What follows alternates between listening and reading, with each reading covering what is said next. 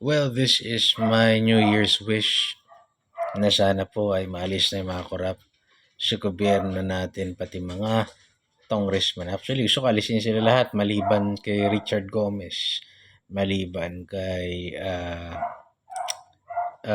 Marcoleta, Congressman Marcoleta. And dun sa mga iba na tahimik lang pero nagtatrabaho ng maayos. Well, anyway, nagawa ko sa YouTube ko ng isang maliit na video na parang remix siya. Yan, nilagay ko. Sana maalis na. New Year's wish. And meron tayong kababayan doon na nagsabi na hindi yan mangyayari. And maaaring hindi nga. Pero at least sana mabawasan substantively. Kagaya nung nangyari nung panahon ni PRRD. Masakit kasi nito, ma'am. May umupo na maayos. Ngayon napalitan ng sobrang lala. Bumabawi lahat. Bumabawi yung mga gutom na hindi nakakurakot o hindi masyadong nakakurakot ng panahon ni PRRD. Bumabawi yung mga adik.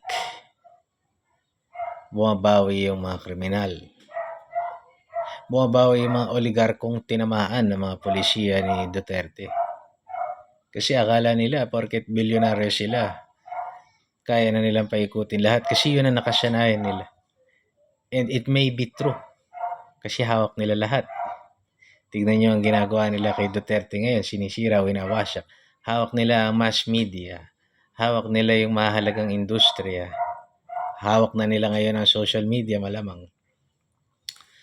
Kaya ako, hindi ko lang maintindihan sa mga Pilipino as to why parang walang urgency.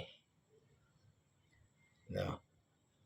Naiintindihan ko pala in the sense na we're busy na mabuhay. We're busy sa mga problema natin. Diba? Pero mamumuhi ka kapag ikaw yung nakaranas ng mga injustices. No. Yung kunwari, binigyan ka nga ng ayuda.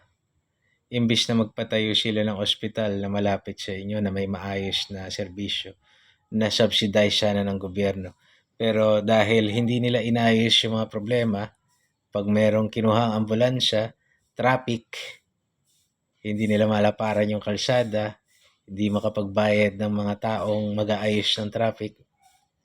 So bago pa dumating yung ambulansya, patay na yung tao. Or walang ospital na maayos ang serbisyo. Lalo na pag public hospital, hindi maayos. Ang tawag sa atin, hospatay, hindi hospital. So, the cycle continues and makukontento na lang tayo sa ayuda. Anyway, God bless you and Happy New Year po.